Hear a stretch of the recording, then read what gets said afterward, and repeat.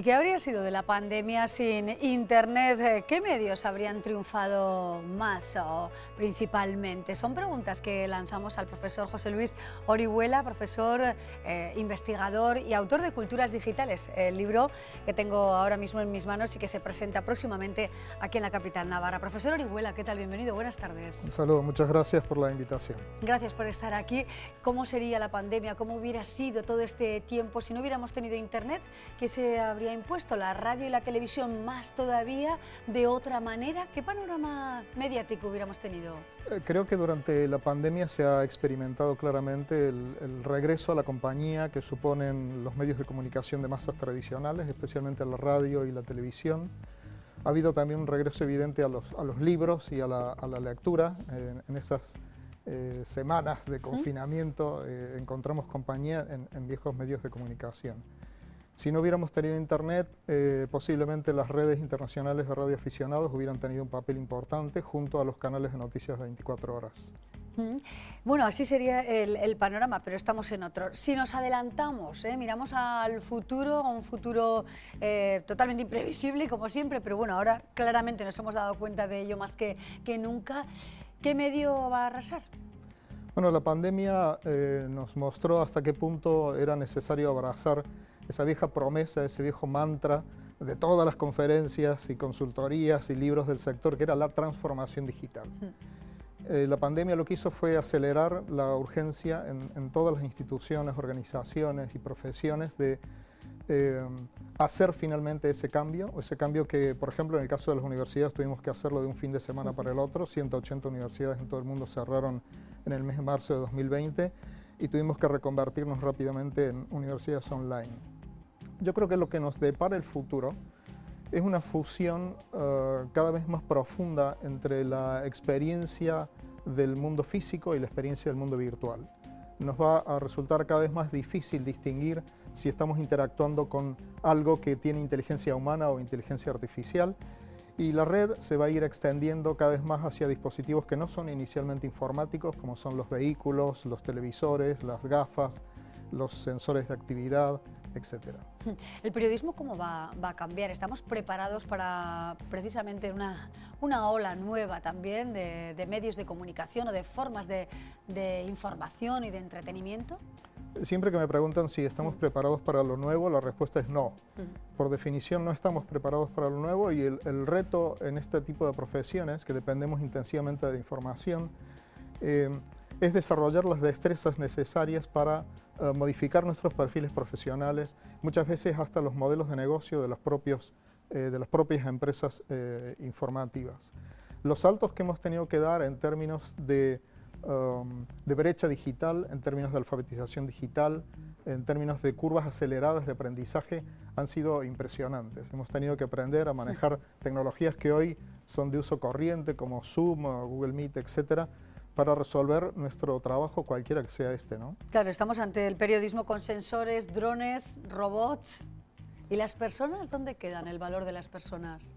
El gran reto me parece que en lugar de pensar esto es personas versus máquinas, es cómo aprendemos a trabajar mejor con las máquinas, máquinas más inteligentes que nos ayudarán a hacer mejor nuestro trabajo, y no pensarlo siempre en términos dicotómicos. El cine y la televisión, con distopías del tipo Black Mirror, han contribuido mucho a que siempre estemos pensando el futuro en términos de oposición hombre-máquina. Y yo creo que si miramos hacia atrás, lo que tenemos es máquinas que optimizan nuestra inteligencia, nuestra memoria y nuestra capacidad de conectarnos. Y los políticos y Twitter, esa es la red que más gustan de usar la clase política, especialmente aquí en nuestro país, ¿no? ¿Qué análisis se puede hacer o qué radiografía, qué mapa nos deja Twitter y la clase política española? Políticos, periodistas y celebridades de todo tipo de sectores, incluyendo por supuesto el deportivo, han sido finalmente los sectores de la sociedad que más partido le han sacado a una herramienta que inicialmente se prometía conversacional y que acabó siendo fundamentalmente una herramienta informativa y polémica. El análisis así rápido de la clase política en Twitter nos muestra que, lejos de esa vieja promesa de la conversación, aquí lo que tenemos es un cruce permanente de eslóganes, pero no hay voluntad de escuchar al otro, no hay voluntad de dialogar ni de razonar. y es un entorno en el que desgraciadamente prevalece ese discurso del odio, el de los haters, que hace que si uno quiere realmente mantener discusiones razonables, positivas, eficaces, tenga que buscar otro tipo de plataformas. La tecnología blockchain, hoy nos hemos preguntado precisamente aquí en un medio de comunicación qué es. Usted, profesor Orihuela, dedica precisamente un capítulo a este tipo de tecnología. ¿Nos lo puede contar de forma sencilla para todos los públicos? Internet ha tenido tres grandes paradigmas, es decir, tres grandes modelos para explicar su funcionamiento y la utilidad social. El primer paradigma es el de la información, una plataforma con la que obteníamos, gracias a una serie de programas, por ejemplo Google y de aplicaciones de búsqueda, obteníamos información subida a esa red por otros. Al primer paradigma le sucede el paradigma social o de participación. Usamos la red no solamente para buscar información, sino sobre todo para compartir lo que hacemos, nuestros pensamientos, fotografías, audios, vídeos, etc. El tercer paradigma, el paradigma emergente, es el paradigma blockchain, que lo que representa frente a la Internet de la información y frente a la Internet de la participación es la Internet de valor. Blockchain, para utilizar una metáfora, es un sistema de registro de cosas que representan valor, como puede ser, por ejemplo, una propiedad o una moneda. Esos registros en el mundo físico los tenemos centralizados en un libro de registro, que a su vez está almacenado en una casa, en un depósito, en un lugar físico, en un registro de la propiedad, por ejemplo. Blockchain lo que hace es distribuir el libro de registro, hacerlo global, hacerlo inmodificable, permitiendo un sistema global como el que conocemos ahora de la red de Internet para la información, que funciona como si fuera, para el caso del pago, el Bitcoin es la parte más visible de toda esta revolución blockchain, para hacer en el caso del pago algo similar a lo que sería Visa, sin la tarjeta y sin la organización. Un sistema de pago que nos permita, con el dispositivo que llevemos encima, incluso con elementos de nuestra propia biometría, realizar transacciones. Es una gran revolución, posiblemente sí, hasta que no tengamos lo que para la primera revolución fue Google y para la segunda revolución fue Facebook, una aplicación lo suficientemente transparente para los usuarios, va a ser muy difícil que se adopte socialmente una tecnología tan compleja como blockchain. Pero en cuanto exista esa aplicación se va a popularizar y democratizar absolutamente, ¿no? Efectivamente, porque no te hará falta entender qué es blockchain ni saber cómo opera esa cadena de bloques. Sencillamente tú irás a comprar el pan con tu teléfono móvil o simplemente con tu huella dactilar, ¿no? Fenómeno influencers, otro de los grandes fenómenos en expansión, podríamos decir, ¿no? ¿Cómo podemos contemplar esta situación y, sobre todo, cómo puede avanzar? ¿Puede morir de éxito?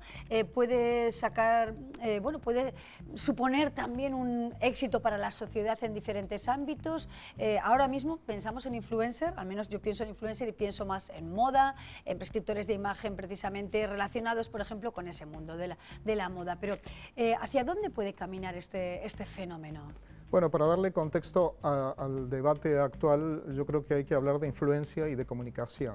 Es decir, la influencia está intrínsecamente relacionada con la comunicación.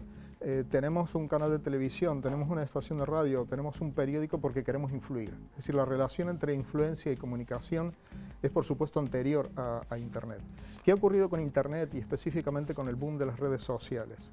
Que han emergido una serie de figuras, de nuevos jugadores, que no son profesionales de la comunicación, que no son críticos profesionales, que eran los que antes guiaban nuestro gusto a la hora de ir al cine, de escoger un programa de televisión, de comprar un libro, de comprar tecnología o de hacer un viaje.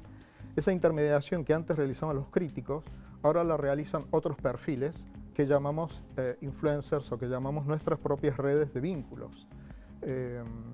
Entonces, ahí lo que ha cambiado es el poder de prescripción que tenían tradicionalmente los medios de comunicación y muy específicamente dentro del periodismo del sector de la crítica. Eso se ha democratizado, ha saltado por los aires el esquema de influencia tradicional de los medios de comunicación y emergen nuevos jugadores que evidentemente desconciertan mucho a los medios establecidos, como ocurrió con el fenómeno Ibai en el periodismo deportivo, ¿no? Los periodistas se preguntan, ¿qué pasa? No entiendo nada, ¿no? No entiendo nada porque todo el escenario ha cambiado a efecto de esta revolución. Claro, la mirada crítica, ¿no? Le importa mucho, profesor Orihuela, en sus clases en la Facultad de Comunicación, así le recuerdo, la verdad, y también en Culturas Digitales habla de ello, ¿no? Cómo mirar de forma crítica, analizando precisamente todos los fenómenos que nos rodean, sobre todo, bueno, pues para que nuestra realidad sea la que es y no se distorsione, ¿no? Con tantos estímulos y tantos impactos tecnológicos. La alfabetización digital, que es el gran reto social, educativo y cultural que asumimos como sociedad cuando adoptamos tecnología, tiene una primera fase que es una fase eminentemente cognitiva, en el sentido en que el usuario desarrolla, o el futuro usuario desarrolla actitudes ante las tecnologías nuevas. Para resumirlo de forma metafórica, con una famosa metáfora alcohólica de Umberto Eco, él decía, ante Internet tenemos los borrachos y los abstemios, pero también en el medio tenemos los catadores. El borracho está seducido, está enganchado, es el friki de la tecnología. El abstemio es el que la rechaza, que no quiere ni siquiera tener teléfono móvil o todavía no tiene televisión en casa, mientras que el catador es capaz de seleccionar cuál es la tecnología en cada momento más útil para desarrollar su trabajo, su quehacer, para mejorar sus oportunidades sociales, profesionales, etc. Esta me parece que es la situación ideal de la crítica. No es una crítica apocalíptica, sino es una crítica que razona acerca del potencial, de los beneficios y también de las pérdidas que tenemos cuando adoptamos tecnología. Bueno, pues ahí nos quedamos con esas palabras que nos llevan al gran Umberto Eco, bueno, en torno a, pues eso, a un uso excesivo, a un rechazo excesivo y el medio camino, en el término medio está la virtud, pues probablemente aquí también, ¿no, profesor Orihuela? Nos quedamos con Culturas Digitales, con ganas de devorar este libro, la verdad, para aprender y mucho de lo que estamos viviendo y de lo que vendrá probablemente y que se adelanta a través de la investigación del profesor José Luis Orihuela. Muchísimas gracias por acompañarnos, profesor. Gracias. Que sea un éxito que ya está siendo, ¿verdad? Este libro que está recorriendo pues las redacciones de todos los medios y lo vamos a leer con mucho detenimiento porque lo vamos a necesitar también como periodistas. Hasta pronto. Ha sido un gusto. Gracias, de verdad.